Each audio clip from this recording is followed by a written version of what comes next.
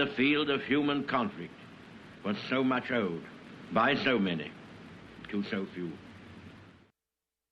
This, I've got to say, is very exciting because I'm going to see, and you are as well at the very same time, one of the rarest Second World War military aviation watches on the planet. I've never seen one ever before in the flesh. This is my friend Indy. Hi, how are you? He's going to tell you his story and he's going to show you this magnificent military watch. Indy, over to you. Tell us about it. Well, thanks for inviting me today, David. It's a pleasure to be here. I want to talk to you about this World War II, early World War II, 1940s RAF Weems pilot watch.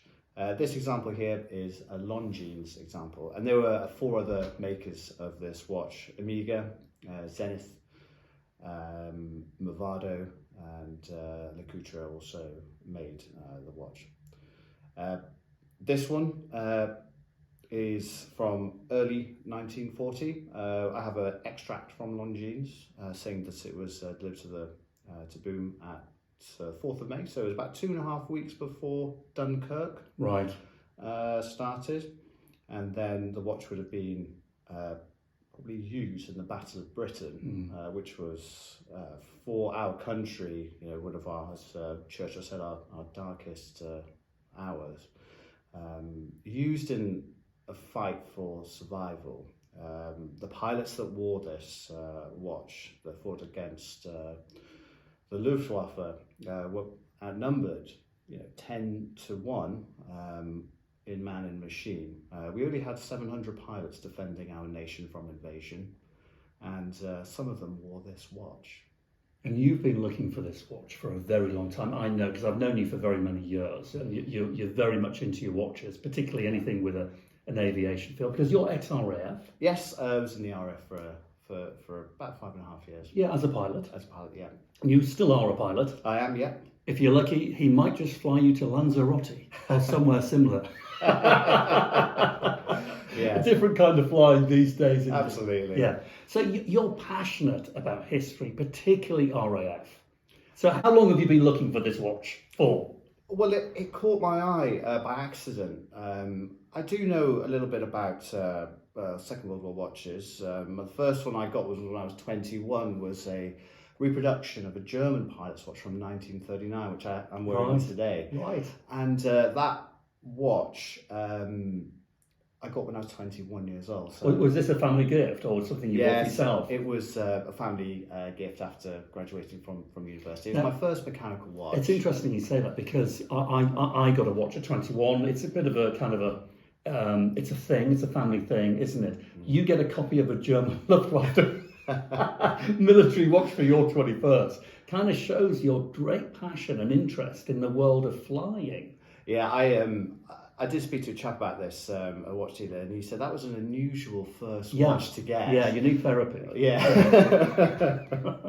But I do know that you've been searching for this particular model for very many years. Yes, I watched the movie Dunkirk in 2017, and great movie directed by Christopher Nolan, who has a good eye for attention to detail. And in one of the scenes, Tom Hardy was one of the Spitfire pilots. It was checking his watch, and I noticed that it had 2 crowns on it, and I was like, I don't recognise that that World War II watch, that military watch. So did a bit of research and found out that it was ordered early in 1940, and I believe as soon as the movement technology increased, which developed a hacking second stop. So when you pull the crown out, the whole movement stops, including the second hand sweeping. They didn't need this rotating bezel anymore. Oh, I see. Okay, so it was in production for quite a short period of time. Yeah, short period of time production. I believe with all 5 makers, only 7,000 examples were ever made. The movements were made in Switzerland, but the cases were all made in the UK. Right. And I believe they did that for various tax reasons. Yes. Quite possibly, yes. I mean, tax reasons and saving money during the time of war. Yeah, exactly. Okay, so, and it looks like it's absolutely immaculate. That's quite rare, isn't it? It is rare. This watch it looks like it's been polished in its previous life, so it gives the look of it being almost brand new, but it's original, with original blue steeled hands. You can see it in the light with the original dial.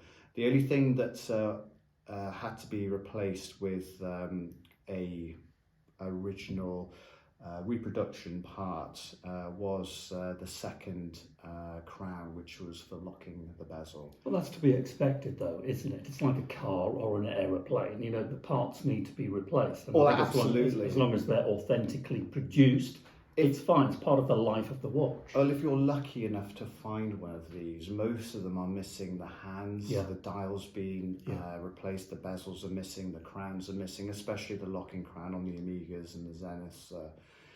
They tend to break quite easily. They're quite fragile watches, but used in such, I would say, hostile times. Absolutely.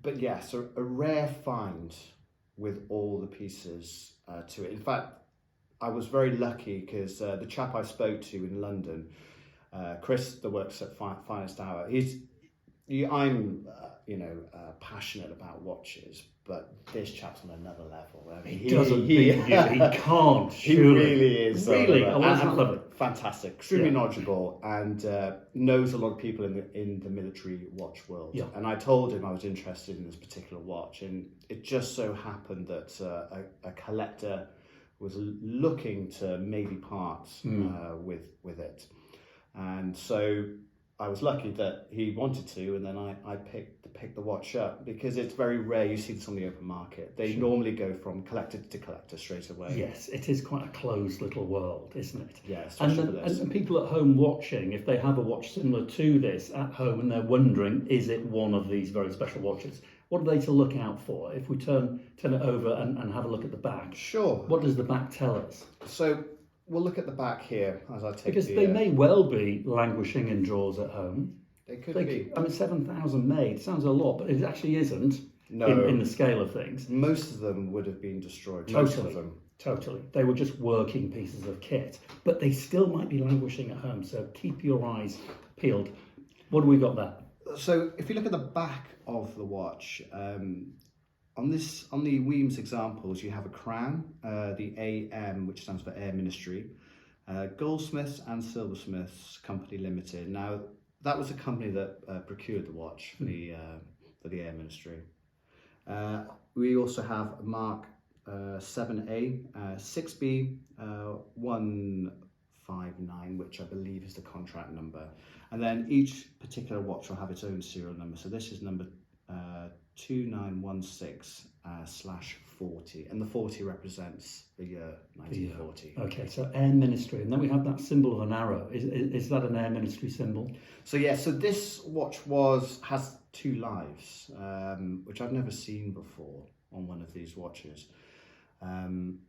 It was issued to the Air Ministry, but it looks like it's also had a second life with the South African Air Force, because we have an AF 1410 and a arrow in that. And that's a symbol of the South African Air Force. Yes. So, wow, okay, so it's been recycled. After the end of the war, it was sold to the South African Air Force. I guess. Yes, I don't know the timescales of when it went. I mean, but it's a plea really to anyone out there who may know anyone or has access to archives of how these watches may be issued. There must be something buried somewhere. That's interesting. So what the plea is to anyone watching at home whose relatives may well have fought during the Battle of Britain or even served in the South African Air Force who wore a watch like this. I want to know who the person is. Absolutely. And there may well be documentation out there in letters, pictures of.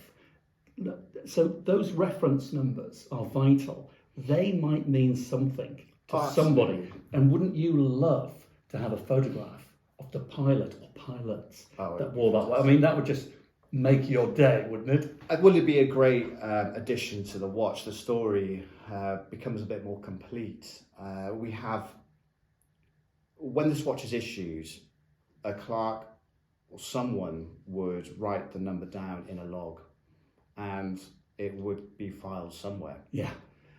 I just don't know where it is. Oh, it could be there. Indeed, that would be absolutely marvellous. And it would add to the interest and it would add to its value.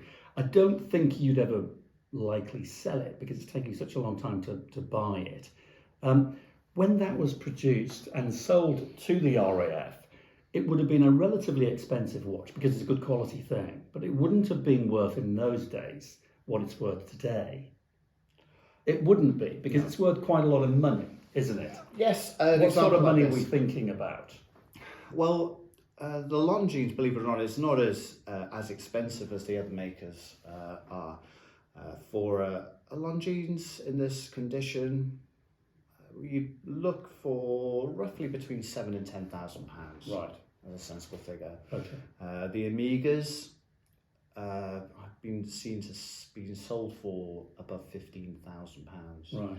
The Zenith and Movados, again, they'll command even more because I believe they've made less than 1,000 of those examples each.